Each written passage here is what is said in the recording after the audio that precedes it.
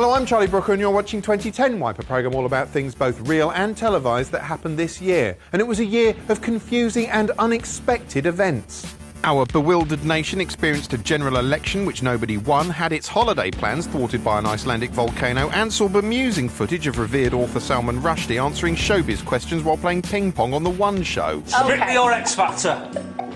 X Factor. EastEnders or Coronation Street?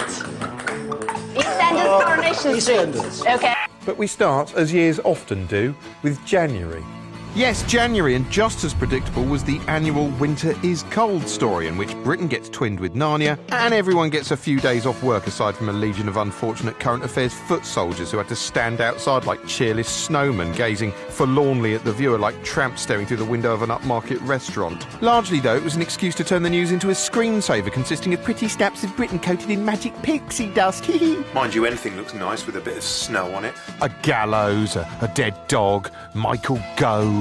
And thanks to the icy pavements, there was also plenty of hilarious slapstick on offer to liven up the news reports. All they had to do was point a camera at a street and wait for some painful moments of comedy. It's still dangerous for Dublin pedestrians. But not everyone found it quite so funny. The pavement should be gritted like the roads. People leave their cars at home because they can't get off their drives and so forth and so on. They must be gritted like the roads. All right, Sniffleguts, cheer up. But the roads weren't gritted enough either, thanks to an acute grit shortage which farted some much-needed drama into the story, which the news was quick to exaggerate. Without grit, even Britain's largest and most important roadways will deteriorate into almost impassable death traps. Throughout the snowfall, the news seemed keen to paint the whole thing as a nationwide disaster, although the public selfishly enjoyed it. What about this travel chaos, the misery across Britain, snowbound Britain? Doesn't matter, does it? Sticking with icy fun, there was the return of celebrity Fracture Factory Dancing on Ice. The appeal of Dancing on Ice is that it's effectively amateur Formula One. These people can't do this and one of them might die. Or lose an index finger. I mean, that's the least they could do. Someone who's presumably keen not to lose any other parts of her body was competitor Heather Mills. Quite possibly a last-minute replacement for Radovan Karadzic. Also in January, the nation was delighted by the launch of a wonderful new advertising campaign. Can I have your car keys? It's incredible, really, to find yourself pining for the good old days of Howard. Who's supposed to listen to this station anyway? I would genuinely rather hear the 4-minute warning coming out of a radio than any of this shit. Witnessing this bumwash, it's worth remembering that the Halifax, part of HBOS, was bailed out to the tune of £25 billion by the British taxpayer in 2009. So basically what I'm saying is you funded that commercial, you bastard. But not all TV was awful in 2010. Some of it was good. For instance, the reimagining of Sherlock Holmes, tucked away in the summer schedules when everyone is assumed to be outside having water fights, was fantastic. Gleefully written, carefully made, lovingly performed, and just the right side of panto. I will stop you. No, you won't. Also, the US channel that brought you Mad Men served up some dead men instead in the shape of thunderous, doomy epic The Walking Dead, which featured more shuffling cadavers than the House of Lords. And fans of period costume were catered for with ITV's classy and imposing Downton Abbey. Oh, Downton Abbey, that was quality. It was about these medieval people who lived in a house with antiques in it, but they didn't know they were antiques because it was the past, so they were still new. The house was massive, like you'd have to be like Trevor Nelson or something to afford a house like that. And the people who owned it were like royal-ish, and they had these slaves who did all the DIY and baked eggs for them and stuff. It was beautifully shot, I reckon. They must have had at least 2 cameras filming that, with really good film in them. Sometimes the camera was still, and sometimes it'd move, so you never knew what was coming next. And you could hear what everyone was saying really clearly. My first cousin and his son are almost certainly dead. So they have really good microphones too. Anyway, I'll put it on and just like soak up the atmosphere. You know, like, you know, that's what the licence fee's all about. In January, an earthquake struck Haiti, filling our screens with scenes of unimaginable suffering. The news reporters covering the story remained remarkably stoic in the face of events that would traumatise anyone. Modern news always needs to fashion events into a compelling narrative, and the Haiti story was no different. Once it had shown us distressing scenes of overrun hospitals and rubble for several nights, it needed a fresh angle. And so began the search for signs of conflict. Obviously, a massive aid effort organised at short notice in a country whose infrastructure has been destroyed is going to be a logistical nightmare, and there was much coverage criticising the slow distribution of aid. But one of the things holding up the aid was the fear of violence, which the news also seemed fascinated by. The moment footage of sporadic but inevitable scuffles arrived, it was seized on as evidence that the whole of Haiti was about to descend into barbarism. But with aid struggling to get through, the country is spiralling out of control. Haiti now is not just a tinderbox of simmering desperation and anxiety. It's possibly just one step from something very ugly indeed. At times, the news seemed to frame the threat of violence as not just a possibility in any society that's hit by a massive disaster, but as something endemic to Haiti itself. But there's this ugly undercurrent, sadly, within Haitian history, which has the ability to turn. It has the ability to quite literally fight for survival.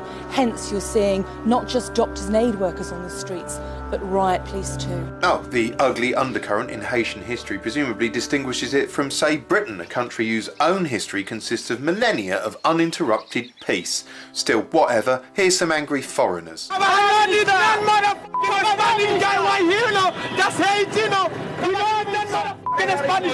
What he says is hard to understand.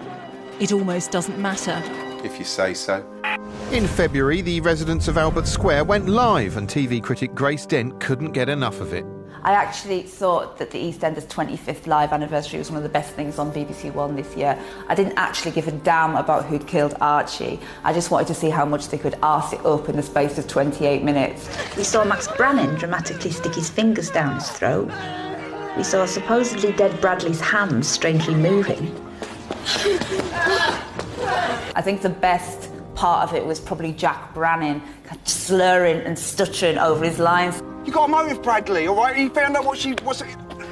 I didn't care who was involved. The biggest mystery was what the hell he was going on about. You held the fact from the... Look, it's a motive. You've held it against the public. Look, no, we all have. I think the lesson we learned from the live episode is that things aren't actually better live. I mean, they're exciting, but not for the right reasons. One of the best things on EastEnders this year was possibly Phil's descent into crack. Bloody... it's crack. It was always a mystery to me why nobody had ended up on crack sooner. It's such a depressing place. I can't believe it's taken until 2010 to resort to it. The thing is with Phil's usage of crack was that he seemed to spend a lot of the time at a party completely off his head, listening to The Who. Phil's life was immeasurably lifted by using crack. I mean, in fact, this wasn't anti-drugs, this was an advert for crack. Apparently addicted to a different sort of crack was golfing legend Tiger Woods, one of several high-profile sports stars who got caught tit-handed this year. Woods had had sex with so many women he had to issue a worldwide apology comprehensively broadcast live on Sky News in unflinching, uncomfortable and apparently unending detail. I want to say to each of you, simply and directly, I am deeply sorry for my irresponsible and selfish behavior I engaged in. You know, I'm detecting a slight air of penitence from this. I once heard, and I believe it's true, it's not what you achieve in life that matters, it's what you overcome. Or come over in your case. I know people want to find out how I could be so selfish and so foolish. Yeah, that, and they want to know how come you didn't squirt yourself inside out. Of course, what Tiger is actually doing here is addressing his sponsors who require him to fall on his pork sword because they need someone spotlessly clean to hawk their goodies. In fact, it's surprising no one capitalised on it by creating a range of apologising Tiger dolls. I am so sorry. Before long, the incident had become an advertising opportunity, with Tiger appearing in a bizarre and sombre Nike commercial in which the voice of his dead father could be heard quizzing him. I want to find out what your thinking was. I want to find out what your feelings are. And did you learn anything? Yeah, never mind did you learn anything. Did you take any photos? Of course, ironically, it's possible that Tiger used to imagine his dead father talking to him to delay orgasm. One thing you couldn't get away from this year on TV was ridiculous physical motion. Jigging was everywhere, as if some North Korean scientists had snuck in and unleashed a dance virus. From the gaudy enthusiasm of Sky's Got to Dance to the gittish street jerking on Britain's Got Talent, it seemed everyone wanted to be a singing, dancing twit. I blame Glee. Yeah, that's right, Glee, a sugary kitten fart of auto-tuned karaoke nothingity the nation quickly clasped to its easily impressed bosom. What you need is a big strong hand to lift you to your higher ground. Essentially an ironic reboot of the Mickey Mouse Club, it centred on the can-do adventures of a yodelling clump of high school outcasts, all of whom were suspiciously screen-friendly, taut-bummed outcasts. And that's basically my problem with this. These people are not proper outcasts. Proper outcasts don't groove along to feel-good pop songs. They sit in the corner silently plotting revenge on people like this. Apart from a brittle turn from Jane Lynch as a domineering PE teacher, it was almost indistinguishable from the stuff it was meant to be parodying, complete with inspirational homilies and can-do bollocks. I had to find this new person inside of me. The one that was okay with what happened. I just feel so bad about myself. And that guy who made all those bad choices, who ignored the signs, he's gone. What an exhausted nation needed after that was a good old-fashioned fly-on-the-wall documentary about everyday people doing everyday things. Pineapple Dance Studios was Sky's gritty, unflinching look at life at the sharp end of absolutely sod all squared, and it was narrated impossibly by Michael Burke. Monday morning, and artistic director Louis Spence is getting ready for another hard day in the office. Hearing Burke's voice meant that you kept expecting it to suddenly cut to a starving child with flies round its face, whereas what you actually got was somehow more harrowing than that. Twirling at the centre of this vacuum was obligatory flamboyant docu-soap show-off Louis Spence, the sort of lisping, mincing caricature that Richard Littlejohn is presumably assaulted by in his nightmares and confused by in his dreams. God, it's like an episode of Britain's Neediest Man. If you look away from him for 1 minute, he will die. There's nothing wrong with working in Sainsbury's or Asda Packet. There's nothing wrong. But imagine me down the aisle. Right, get it! Baked beans! I mean, you know, it's not going to happen, is it? Yeah, I know he's one of those great TV characters, but imagine trying to, I don't know, talk to him. The song and dance continued into March with the launch of Over the Rainbow, a Saturday night audition epic which saw a studio full of wannabe budding Judy Garlands battle it out in front of Charlotte Church, Albert Square, Terence Stamp and Admiral Akbar in a bid to don the ruby slippers. Basically, it's teenage girls singing to impress a lord. It's like a scene from I Love 1784. Although, given the way he looks at them, it's actually more like a scene from Jaws. Each week, it basically boiled down to a tantalising sing-off between the two lowest-placed Dorothys. Wasn't it good? Wasn't it fine? Oh, it's rank hypocrisy, really. You know, it's apparently fine for the state-funded BBC to make two British teenagers fight to the death on Saturday night television, but when I get two Eastern European ones to do it in the privacy of my own Thunderdome, the nanny state steps in, and before you know it, I'm the South London monster. Each week, one Dorothy was dismissed in a bizarre cult-like sequence where they handed back their shoes to their lizard handler, then flew away on the moon while the remaining contestants desperately tried to mask their delight with tears.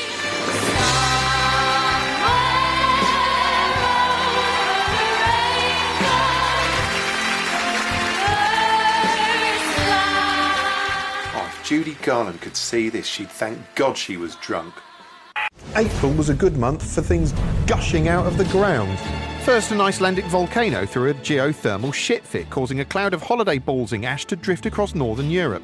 Thousands of planes were grounded, causing outbreaks of amusingly unfocused xenophobia during live news reports from airports. You only found out when you got to the airport. You didn't know in your hotel. No, I hate Iceland! So I hate Iceland! Meanwhile, down in the Gulf of Mexico, the Deepwater Horizon oil rig did a passable volcano impression and blew up, damaging a wellhead down in the SpongeBob department, which started vomiting a horrifying amount of crude oil into the sea. Tony Hayward, played by Michael Sheen, because that's how fast the turnover is these days, quickly became the Fred Goodwin of oil and made a dick of himself in Congress, where he was interrogated by Lon Chaney and the cast of a 30s horror film.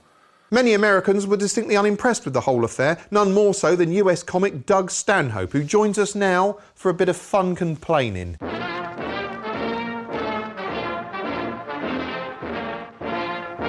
I'm Doug Stanhope, and that's why I drink. Your hatred of American culture culminated with you spilling billions of barrels of oil into the Gulf of Mexico. And I understand, yes, you don't like America and we don't have a worldview and we think everything revolves around us. But it was a shitty thing to do. The entire summer was BP oil. 81 days in, with BP still using dispersants, the first glimmer of the price that will be paid. Another day of the BP oil spill. Round-the-clock coverage of oil leaking. We have cameras on the oil spill, and now let's look at a close-up of the camera of the BP oil spill. Everybody's angry about the oil spill. Man, you got to get down here and take control of this, put somebody in charge of this thing and get this thing moving. We're about to die down here. They have coverage of boycotts, people protesting BP gas stations. Well, you're irresponsible.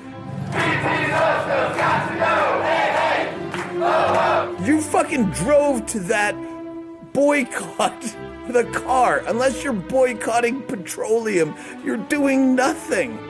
I have a list of things that I'm concerned with, and the oil spill is not going to make the list.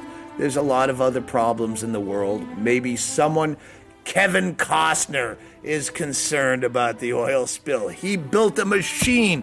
The news picked up on this stupid story and ran with it. Meanwhile, the cleanup effort along the Gulf Coast, that is getting some star power. It is called the Kevin Costner Solution. Every day was just unending coverage. Those with a science background will find our machines easy to understand. They are designed to separate oil and water. Don't they do that by themselves? I'm gonna build a machine that makes cats hate dogs. Dawn dish soap exploited this to a level that I found obscene. Dawn dish soap, just some dish liquid, had a commercial where they came out showing ducks or waterfowl of some kind coated in crude oil. Not today, 'cause they're gonna wash away. And if you see the commercial, you see a duck covered in oil. Unless you're a complete sociopath, you're probably pro-duck. You're rooting for the duck. But you think the commercial, it's an environmental concern. SaveADuck.com. Throw us $1.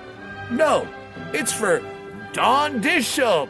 We get your silverware sparkly clean, and then we save a duck in our off hours. How obscene, how vulgar is that to exploit a tragedy of this level just to promote some dollar store dish soap?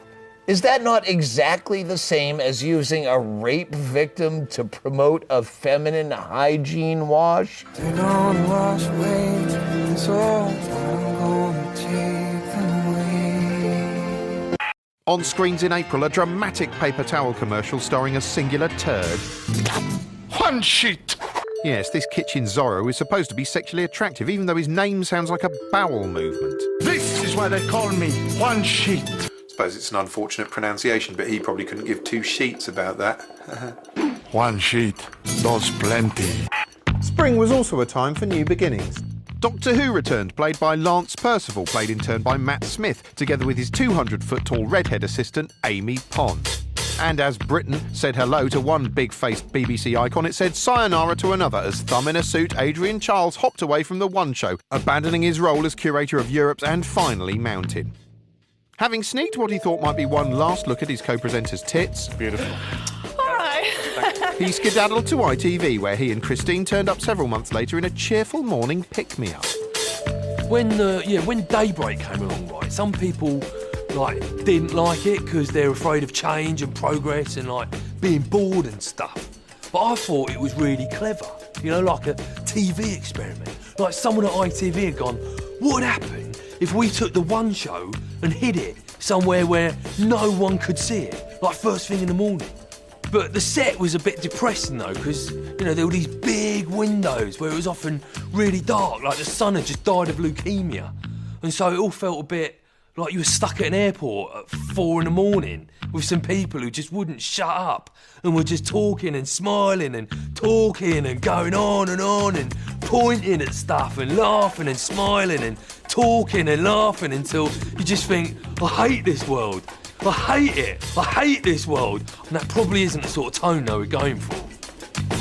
There was a trend this year for absurdly physical game shows which disguised their lack of questions with shenanigans. ITV did their bit with the whole 19 yards, fewer than half a dozen precious questions stretched across an obstacle course in which Vernon Kay insisted was a general knowledge quiz.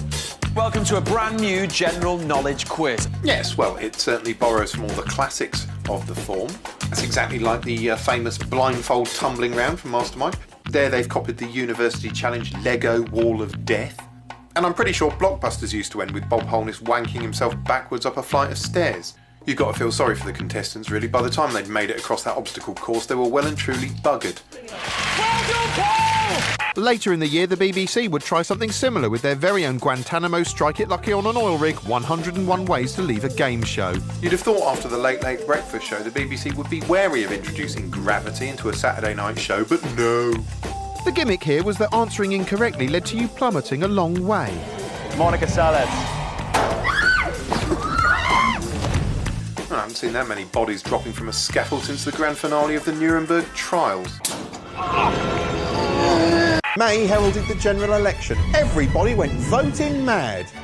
This was to be a three-way fight, not that you'd guessed that from the preliminary coverage, which focused on Dave v Gordon. Nick Clegg seemed so unimportant, Sky News apparently sent a child to interview him. Are you nervous about tonight's TV debate? I'm a little bit, yeah. The first debate was staged by ITV on a set resembling a cheap 90s game show and was moderated by the understated Alistair Stewart, who'd carefully considered his presentational style in advance, as he revealed during a thoughtful interview on Sky News. The best analogy that I've come up with so far is a kind of conductor of an orchestra. And some of the greatest conductors you see very little of. They're almost self-effacing. Yeah, he certainly pulled that off. Don't know about you, but I hardly noticed he was there. Mr. Brown. David Cameron. Nick Clegg. Nick Clegg. Nick Clegg. During the debate, the three contestants did their best to appear human. The incumbent, Gruffalo Brown, creaked out a few smiles, and tried the odd gag. Now be honest with the public, because you can't airbrush your policies, even although you can airbrush your posters. Yeah, off-the-cuff gagsmanship comes about as easily to Gordon Brown as breakdancing does to a chair. Humanoid David Cameron regaled us with anecdotes about some plebs he'd stood near. I was in Plymouth recently, and a 40-year-old black man actually made the point to me. He said, I came here when I was 6. I've served in the Royal Navy for 30 years. I'm incredibly proud of my country. Right, so this 40-year-old black guy must have been 10 when he joined the Navy. Where was he stationed? The good ship Lollipop? But it was mysterious stranger Nick Clegg who impressed most by referring to members of the audience by name, like a teacher taking morning register. Whether it's on the questions from Alan on care, Jacqueline on crime, Helen on politics, Joel on schooling, Robert on the deficit, I believe we can answer all of those questions.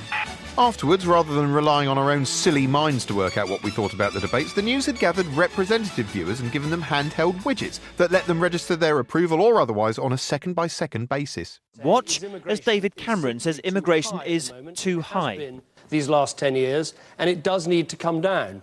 I think the pressures that we've put on housing and health and education have been too great. All of which effectively turned the whole debate into a sort of reaction-surfing video game. This obsession with the opinion worm marks the point at which the news media finally gave up pretending modern politics is about anything other than how you come across in the immediate moment.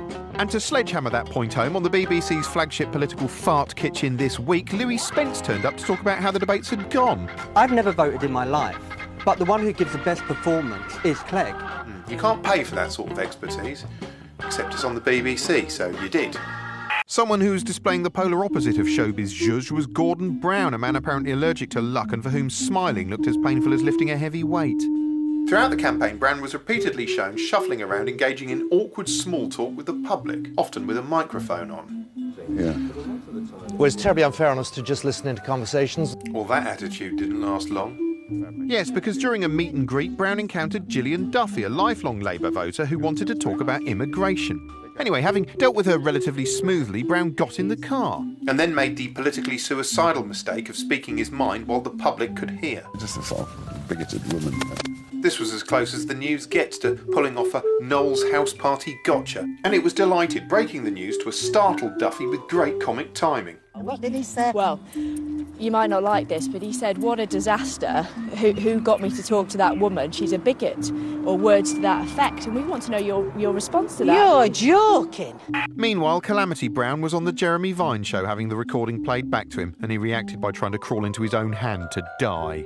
Come the big night itself, the news crews moved into the biggest, most bombastic spaces available. It was a good night for silly graphics, such as ITV's Comedy Xbox Live avatars shown here depicting the leaders. But no amount of whizzy visuals could disguise the fact that no concrete result was coming at all. It was as though democracy itself was hopelessly constipated. On Sky News, Alistair Campbell knocked heads with political correspondent Adam Bolton. Campbell claimed the coverage of walking gaff magnet Brown had been slightly negative in tone. Get off your high horse for 2 seconds. You started this. I'm You're entitled the one of accusing the television media of being biased against you. Adam, you're great at giving it, you can't take it. Oh, fight, fight, fight. Maybe we could have a more sustained dialogue about it, Adam, in the future. Yes, maybe you will.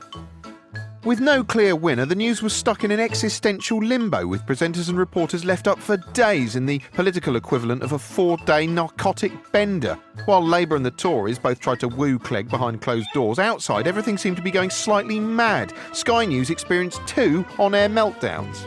First, Alistair Campbell did his bit to sex up their coverage by winding up Adam Bolton during round 2 of their ongoing grudge match. Adam, you're obviously upset that David Cameron's not I'm not upset. You are. You probably are. Don't keep casting aspersions on what I think. Calm down. I am commenting. Don't keep saying what I think. This is live on television. No, don't keep telling me what I think. This is what you do. You come on, you say, no one won the election. Fight, fight, fight, fight. Talk to me. I'm fed up with you telling me what I think. I don't care what you're fed up with. I don't care what you're fed up with. Then Kay Burley interviewed a proportional representation protester in feisty and some might say unshut-upable fashion.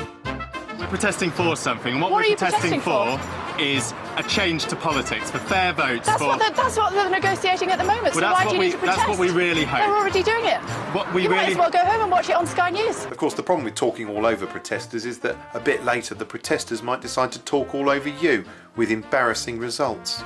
People are worried about it, which is trade-offs, negotiations behind closed doors. How do you get together and try and organise some sort of polling as far as this is concerned? Finally, after forever, the deal was done. Brown left Downing Street, magically transforming himself into a human as he went, and Clegg and Cameron cosied up and went all Brokeback Mountain in the Rose Garden.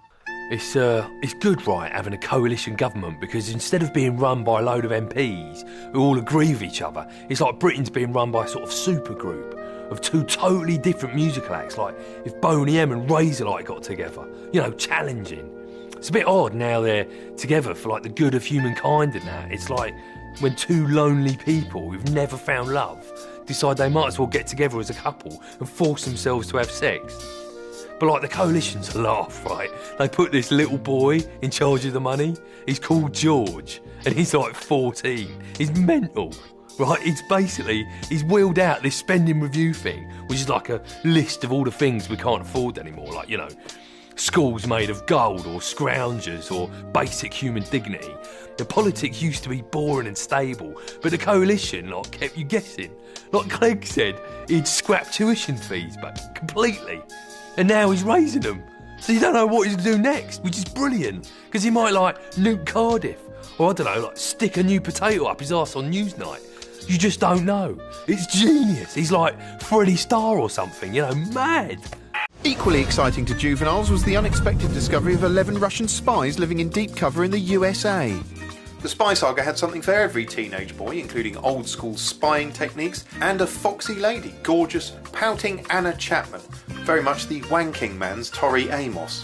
The coverage treated Chapman as though she was the most beautiful woman on earth, endlessly regurgitating a ready supply of vaguely saucy Facebook snaps on a daily basis. In one plaintive report, Sky News asked a guy who'd known her back in the day what kind of spark there was between them. Anna is a unique woman. She has great interpersonal skills. She's a really good communicator. Yeah, whatever. Could you draw a picture of her tits on this envelope? Of course, I found her attractive. She did attract a lot of attention from men, but she was too immersed in her business to act on it. But by October, that had changed, and the story reached its logical conclusion as the redhead under the bed starred in steamy photo shoots and raunchy online videos for Russian Ladsky mags. Then the World Cup arrived, bringing with it an opportunity for the world's thickest millionaires to kick a sphere around a lawn. In case you missed the action, it basically looked and sounded like this. In July, the world oohed and ahed to the release of Inception, a dream-based blockbuster with ideas above, below and beside its station, whatever that means. Drenched with impressive, expensive set pieces and a surreal visual style, Inception's basic plot was complex enough to require its own diagram. Yeah, it's so complicated, the screenplay was probably printed on a dodecahedron. It followed a man called Cobb, played by Leonard D. Apricot here, as he attempted to plant an idea inside the dreaming mind of another bloke, played by Killian Blue Eyes, at the behest of a third bloke, played by Ken Wannabe.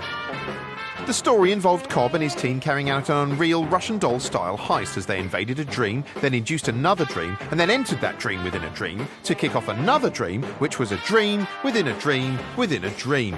It was essentially the motion picture equivalent of a smart-ass little prick dancing around going, "Oh, look, I'm over here. No, I'm not. Hoo-hoo, I'm over here," for 300 hours. It was also a bit like playing 3 different video game levels at once, including inevitably a boring snow stage, which you immediately want to end the moment it starts. Still, despite being really quite annoying for about 40% of its running time, Inception did include some really interesting ideas, such as dreams are weird, and it had some great action sequences, including this mind-bending, gravity-defying punch-up, which doubled as a pretty accurate simulation of how it feels to get apocalyptically drunk on a cruise liner. There was also a spooky and spectacular sequence in which Juno Girl makes the French capital fold up like so much concrete origami using the power of her dreaming mind. Well, I haven't seen Paris bend over like that since I downloaded that video. I'm so funny. Summer means festivals, and this year there were loads. Glastonbury, the Isle of Wight, Tea in the Park, the Edinburgh Fringe, the Hay-on-Wye Pretension Fete, and of course the big current affairs street party in Rothbury. You remember that? Started with a guy called Raoul Moat. Yes, when former doorman Raoul Moat, recently released from prison, shot his ex-girlfriend, killed her new boyfriend and then shot a policeman, he immediately became Britain's most wanted man. The only people who wanted him more than the police were the nation's journalists. Before long, police were on Moat's tail and had sealed off the village of Rothbury. Sky News upped sticks and left London behind for a summer holiday on its outskirts. Here, Kay Burley and co hung around the picturesque landscape, watching impressive graphics whoosh from one tranquil, uninteresting scene to another tranquil, uninteresting scene, viewed from a slightly different angle. We just see a couple of anglers who don't look as though they've caught much, do they? With not even any hot fish action to speak of, they had to content themselves by probing Moat's mental state, reading aloud from his letters like something from a particularly sociopathic edition of Points of View. I'm a killer and a maniac, but I ain't no coward. I'll say you ain't no coward. This whole letter is just devoid of wit. Also of interest was the subject of Moat's physique, which the news speculated could have been the result of steroid abuse, which we were told could turn him into a kind of angry Superman. If you are a hairy male, you would become more hairier. If you are an impatient male, you would probably become more impatient. If you're an angry male, then you may be a little bit more angrier. Yeah, and if you're a wistful man, you'll get a bit more wistfulier. And if you're good at darts, you'll get a bit more dartsier. It just amplifies whatever makes you a man. Yeah, so it's basically a manplifier. But despite the media's best efforts, the public didn't seem quite scared enough of this manplified bogeyman. Which was a terrible shame because the news seemed to be banking on his box office appeal. Sky News were even using him to promote their new HD service. The net is closing on Britain's most wanted man. Watch continuous coverage on Sky News. Trouble is, seeing that, you could be forgiven for thinking that if you tuned in, you'd see car chases, cops running around, that sort of thing. Whereas instead, what you actually got was more like a curious cross between an episode of Wish You Were Here and Crime Watch, as Jeremy Thompson took us on a guided tour showcasing Rothbury's genteel charm while simultaneously asking its residents if this was all a bit scary. A bit scary, all this? Yeah. Just a little bit. A little bit? Oh, these two aren't scared at all unless they're grinning with terror. Quick, find someone else. Well, from the bakers to the local butchers, and Morris Adamson open for business today. Everything looks back to normal, but I bet just below the surface things aren't they? Yeah, I mean, things are still a little bit tense, you know. A little bit? Well, I suppose he wouldn't be that worried. He's got a rack of knives on the wall. Anyway, so far we've had the butcher, the baker, so here's the candlestick farmer. Mike, it must be a bit unnerving to have a gunman at loose around here in this remote area. It is a little bit. A little bit? So basically, so far, it's been a little bit scary, a little bit tense and a little bit unnerving. And now here's a little bit of advice for Raoul Moat.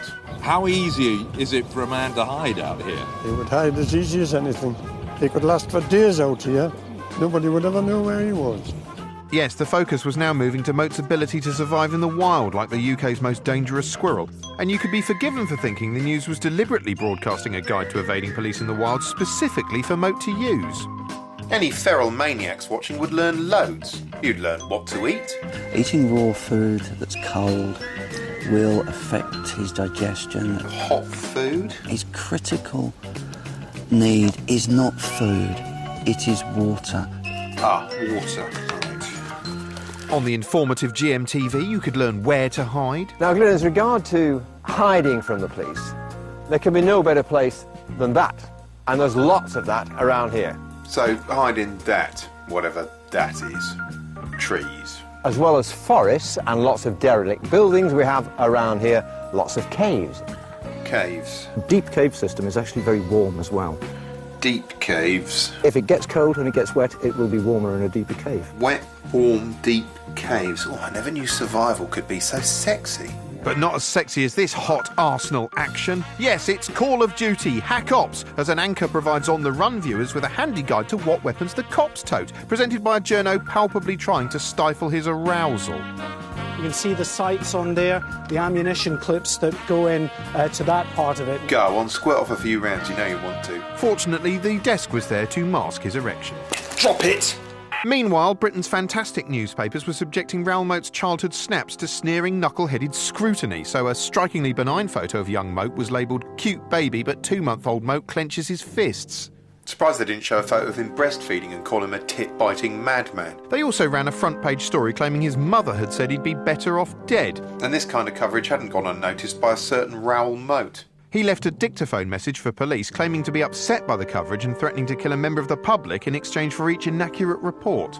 A bit like an armed extremist wing of the Press Complaints Commission. As a result, the police requested a media blackout on stories relating to Moat's private life. Which left the news with even less inane speculation to string out, because there was still no sign of the man himself. Jeremy Thompson was reduced to hanging around in the undergrowth with a tracker, foraging for bullshit. He didn't find Moat, but he did find some traces of Moat, or possibly litter. It was hard to say. From here I can already see a recently discarded Argos carrier bag. God, I bet that Argos bag would look amazing on Sky News HD.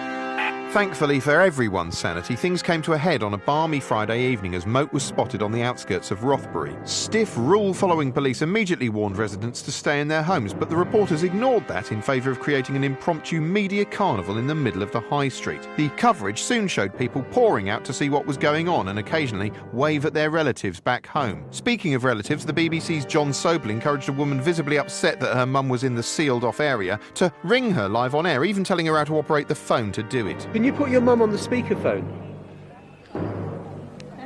That's a bit personal. Good job she didn't have an iPhone. He'd ask for a go on Angry Birds next. Can I have a quick word with her? Can the guy speak to you? Hi, how are you doing? Moat, we learned, was lying down with a gun pointed at his head, but the news couldn't quite see that from where they were standing. Reporters tweeted that they were trying to get close but were prevented from doing so. Instead, they had to make do with broadcasting photos of some pissed-off-looking marksmen. Till finally, they got what they'd come for. Although rather than getting images, they captured audio of Moat's shotgun going off, which they inevitably played again and again and again, even cranking the volume because it was important we should hear it. Listen to it again, we're going to really push these levels for you. No, I think they all pushed it on all sorts of levels. Also in July, the big society got a hand in the form of Channel 4's fairy job mother, aka Hayley Taylor, a sort of super nanny state. She was an off-the-peg, troubleshooting telebody who preempted the government's bullying of the bone idle by several months. The format was simple: find some feckless, jobless people who seemed unemployable, and then get the fairy job mother to drag them out of the demotivating benefit trap and onto the meaningless wage slave treadmill. The targets of the programme's advice seemed more depressed than anything, but that was overshadowed by a blizzard of patronising empowerment exercises. Right, I want to talk you through this. We're on this journey, yeah? Hopefully leading off far into the distance and over there's a job, OK? But at the moment, we're here. Apparently the best way to make someone grow up and take responsibility for themselves is to treat them like they're 4. Good morning. My name's Dean Peterson, mate, for a 10 o'clock interview. Well done! Cinema in 2010 was dominated by the need to wear these things, 3D glasses. The craze really came into its own, of course, with the ultra-successful Avatar, a visually spectacular epic about a tribe of sanctimonious blue wankers selfishly attempting to halt mankind's progress for the sake of a poxy tree. Don't know if you saw it, but it was basically the equivalent of having a Smurf on a stick shoved in your face for 3 hours. Not that 3D was confined to cinemas. Sky launched a 3D TV service so viewers could experience the crushing mundanity of their programmes in 3 dimensions, with Sky News helpfully showing how it worked with graphics that weren't at all misleading. Technology continued its dominance over mankind throughout 2010, but it wasn't all plain sailing.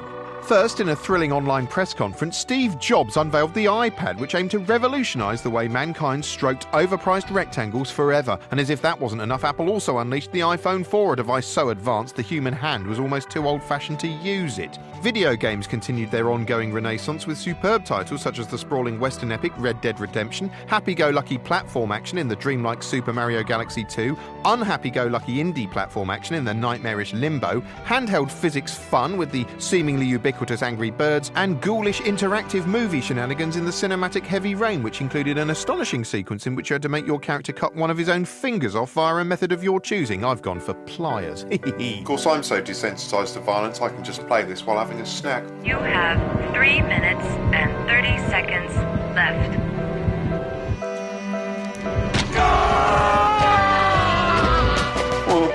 But games weren't all nasty. Some were so charming they could only be advertised by lovable boy band Jalus. What's really interesting about this advert is that it graphically simulates how it might look if JLS held a wanking contest.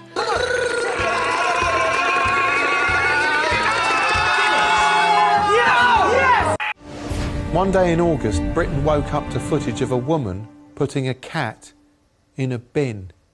These tragic images dismayed everyone. And it's really sad because it's a rescue cat, so it's had its fair share of trauma, and now this happens.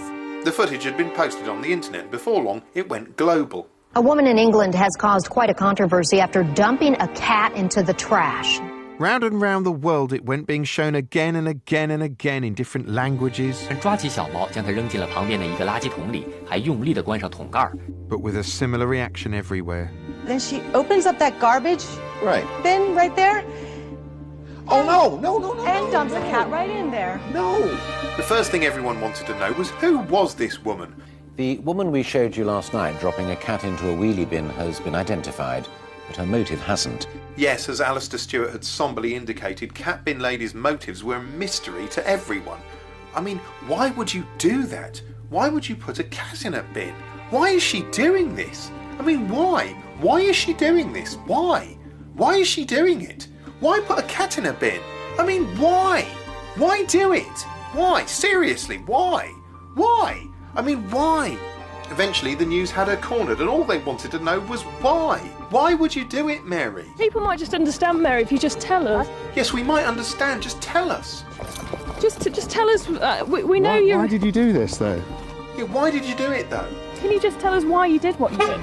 Yes, tell us why you did what you did. Mary, if you just speak to us for a few seconds, we can go away. You know, actually, I can't help thinking there isn't really going to be an explanation that's going to satisfy everyone. And sure enough, she eventually issued a statement saying she could not explain her actions. And so our world was left revolving in the cold, dark universe, knowing only 2 things. 1, that there are some cruelties that can never be adequately explained. And 2, that we are all alone.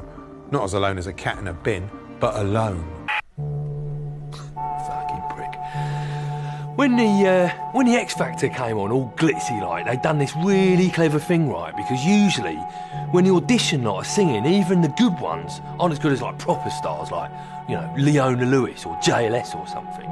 But this year, they used a computer to make them sound like sort of electric space people, like if RoboCop was singing at a wedding. Just a city boy, born and raised in South Detroit. And what was really good was the shit ones who got laughed at didn't have the false voice thing put on. So when you were laughing at them, You knew you were really laughing at, like, the very core of their being, you know, cackling at their souls. Loads of people moaned about it, but what they didn't get was that the X Factor had to make the good ones sound good with a computer, because otherwise they might have sounded shit. And that wouldn't have made sense, because the judges put them through. I mean, think about it. I mean, how are you meant to know they're a good singer if they keep hitting wrong notes? September, and Sky News began triumphantly trailing a forthcoming showbiz extravaganza. More than 4 million fans in the UK. Lady Gaga. First tour in 28 years. Mark Bolan. Glasgow, London, Birmingham. Status Quo. The Pope is coming. Live coverage on Sky News HD. Yes, superb and exhaustive full-colour news coverage depicted the ghost of Ernie Wise futting round the regions in a vertical hearse with the windows up in case a protester threw a condom or a choir boy at him. Look out, he's got one. The Popesicle played several expertly covered stadium gigs, including this one, where his support acts were Susan Boyle doing her hit I Dreamed a Dream and Our Lord Jesus Christ. Well, it's nice to see Jesus going down so well. Last time they crucified him. The event was a dream come true for Subo, who'd always wanted to meet an internationally revered messianic embodiment of hope other than Simon Cowell. What did the Pope say to you? I just kissed his ring. Well, I hope you brushed your teeth. September also saw two brothers joined together in a desperate struggle for survival, a sort of human Miliband. Action Miliband and My Little Miliband went up against Edney Spheres, Formica Man and the Nutty Professor to win the leadership of the only party not running the country. In a surprise finish, Baby Miliband emerged victorious thanks to the sort of voting process that could confuse the guy who solved Fermat's last theorem. As ITN depicted in revealing scenes, Ed seemed more relieved than pleased to have come first. Just spend a few moments now watching Ed Miliband's face at the climactic moment. God, do I have to? In the aftermath, the news seemed more interested in staring at David to see if he'd suddenly hulk out and start smashing stuff up in a fury. But disappointingly, he didn't crack apart from a catty aside. Turning to Harriet Harman, he appears to ask her angrily, "You voted for it, why are you clapping?" Which left the news having to explain who this new dweeb was. As ITN showed us, he was a man. A man who'd once been a comedy nerd behind Gordon Brown, but now was like all important and stuff. The British public don't know you that well. What sort of leader are you going to be? I will be a leader who, in the first instance, is a responsible leader of the opposition. Oh, it's going to be a boring one. Another contest with a shocking twist took place in Australia as the 400th series of Next Top Model shuddered to a climax in a live spectacular announcing the winner. It's you, Kelsey. But even as Kelsey celebrated, it transpired that due to a small technical error, the result was out by a factor of 100%. At the moment the host, Sarah Murdoch, learned the truth in her ear, you could study what happens to the human face when its owner realises it's about to become a YouTube laughingstock. I don't know what to say right now. I'm feeling a bit sick about this. I don't know what to say. Yeah, you might as well just say... This was a complete accident. I'm so sorry. It's Amanda. I'm so sorry. It was fed to me wrong. Oh, that's right, yeah. Blame the supporting infrastructure that's supposed to feed you information so you can do your job properly. Like that's going to excuse you, you monster. Absurd capitalist squabbling contest, The Apprentice returned again, tossing a fresh phalanx of blue-chip bell ends into each other's faces until they screamed each other to death to win a chance to work in the accounts department of a Walkman factory. Wiping the apeshit off the walls, as usual, was Goblin King Alan Sugar, presiding over proceedings like a grumpy Ferrero Rocher. While the candidates were the usual easy-to-hate bugger tongues. My first word wasn't mummy, it was money. Amongst the wannabes this year were Gok Wan, Dolph Lundgren, Tanita Tikaram, a Polish cleaner, John Sargent, a woman with eyes so large she can see through time, and Teddy Edward. I was made redundant recently, so I need this. Oh, unemployed head of communications, I see. Well, by those rules, I'm the unemployed king of Spain. Star of the show was arguably Stuart Colostomy Baggs. People aspire to have a flash sports car, maybe a house in the country. I've got all that already. Where's my glass ceiling? I don't have one. I am Stuart Baggs the brand. I'm confident, I'm unique, and I'm successful. A man so full of shit he's basically just a bowel with a haircut. As ever, the tasks tested virtually none of the skills anyone would need to sell consumer electronics and seemed chiefly designed to humiliate and divide the candidates, leaving them bickering like drunks trying to assemble a deck chair. This is a personal attack. No, it's not. It's about who did Guys, what. listen to yourselves. Listen to yourselves. This is ridiculous. I think you've made a decision. We got no say. No, excuse me, Paloma. timer at the beginning of the pitch. This is not why we didn't get any sales. Hold it now. This is like watching a bunch of bloody amateurs. I thought that was the premise of the show. Beleaguered reality TV pioneer Big Brother had finally waved a faintly subdued goodbye to the nation this year, but reality hadn't ended completely thanks to this broadcast. There was this thing on, right, called The Only Way is Essex, but I didn't really get it. It was like real, with real people in it, doing real things, except it wasn't like totally real. And the people in it didn't look real, but sort of like computer simulations of massive arseholes. It was like if Big Brother had been done as an American film, and instead of a script, it just had these people sort of saying, like, absolutely anything. Hello, honey. Hello. What have you been up to? Yeah, I've just been it was like, oh, can you come and see me quick? Yeah. So I went down there, I was swimming for ages, and he's like, come in, you help out the door. It was all sort of pink and orange, and then they'd cut to something green just to fool you, and then go back to the pink and orange. I don't know, it did my head in. This year in Chile, a mine collapsed, leaving 33 miners underground. All hope seemed lost when dogged rescuers began their 8th attempt at drilling a hole to see if any of them had survived in scenes which resembled a colonoscopy of the Earth itself. Actually, it's a bit like the old Doctor Who titles of the grey-green tunnel, complete with the face looming up eerily at the end. Yes, against the odds, all 33 of them had survived and were holed up downstairs in hot claustrophobic conditions which closely resembled 4 a.m. in a gay nightclub, according to the coverage. But the initial jubilation turned to trepidation when it became apparent the men might not be rescued for up to 4 months, long enough for them to evolve into moles, or worse, turn Welsh. As the relatives eagerly awaited the return of their loved ones, news crews established a media village beside the Hole of Hope. Of course, 33 miners is a lot to remember. So Sky came up with a useful Top Trump-style guide to the men, highlighting their characteristics. So we learned that Mario was a bit of a character, and that one of them had been caught out having an affair. He has his wife waiting for a few answers, because he's also got a mistress waiting for him as well. Then in the dead of night, the moment arrived, and the world peered at tense coverage of a hole in the ground, waiting to see if this little girl's daddy would pop out of it. And charmingly, he did. Cheers and shouts here down at the canteen at Campo.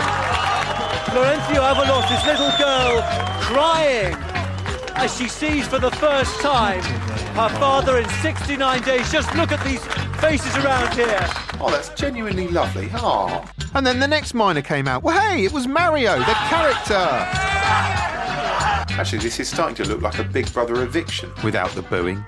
And the miners just kept coming. There's the third one. Yeah! Whoa, and the fourth one. Yeah! Here comes the sixth one.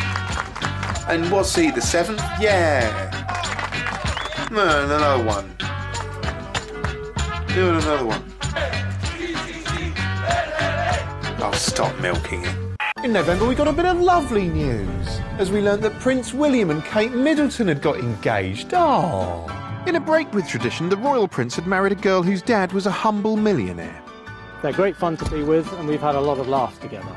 In heartwarming news coverage, we learned that he's nice and she's nice, and they're a nice couple, and they love each other very much, and everyone thinks it's wonderful. And there'll be lots more blanket coverage of this as we approach the special day, and we'll learn all about the ring and the dress that she's wearing, and we'll probably find out what kind of shampoo she uses. There'll be coverage of the ceremony, and there'll be coverage of reactions to the ceremony. But distracting us from this, some of our nation's favourite elimination festivals were being dominated by spectacular displays from authoritarian women.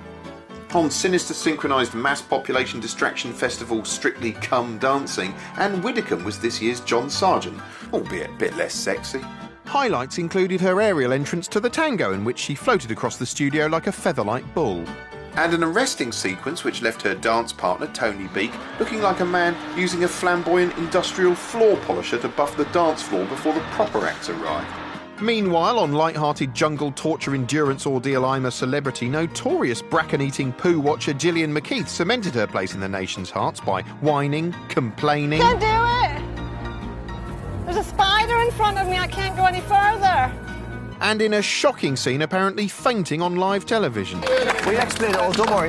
We'll explain exactly what's going on, OK?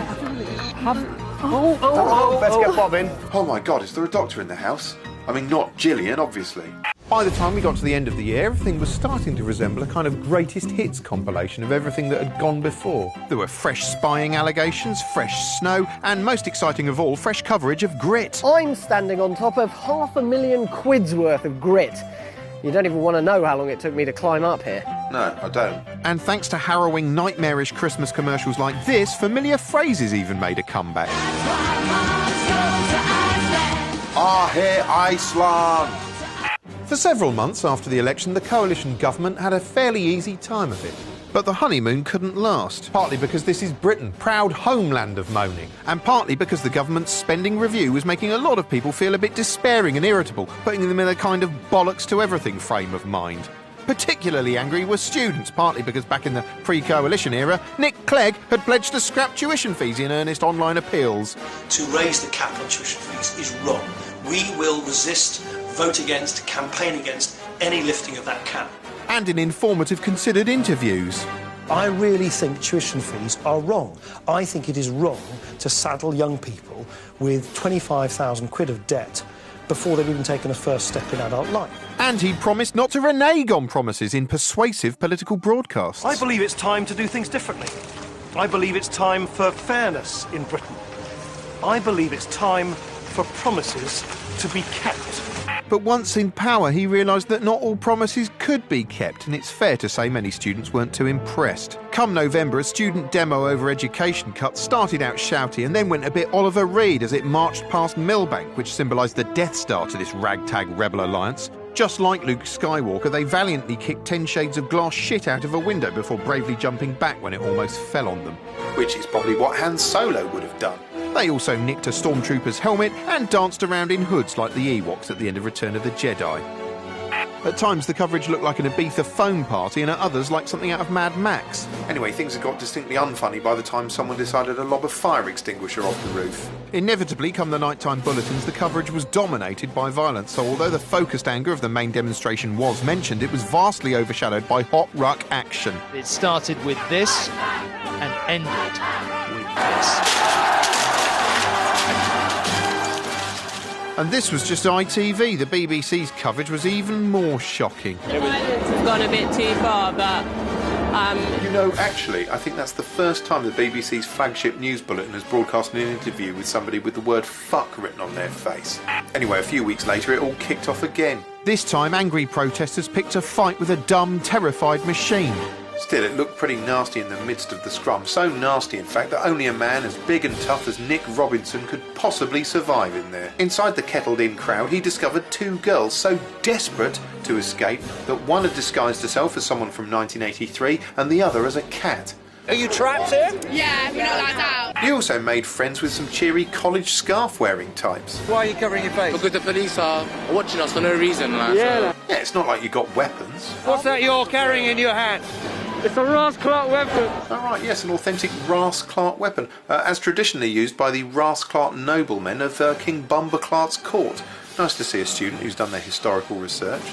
Come the day of the crucial vote itself, it all kicked off again with further ugly scenes in Parliament Square. Although at least Father Christmas showed up. Now, Father Christmas there, somewhere in the middle, raising his arms up there. Hello, Father Christmas.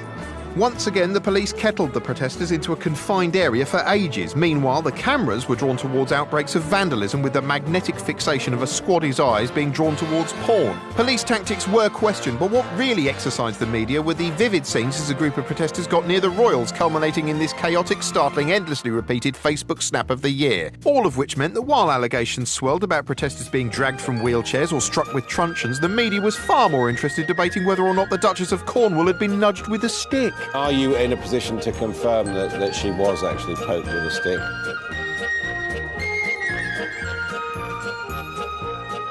Well, I think I understand. I'm not sure about the term poked with a stick. I understand there was some contact made. All in all, it was a delightfully festive end to a wonderful year. Anyway, that was 2010. People who enjoyed this year might also enjoy 2011, coming soon to a reality near you. Now get out!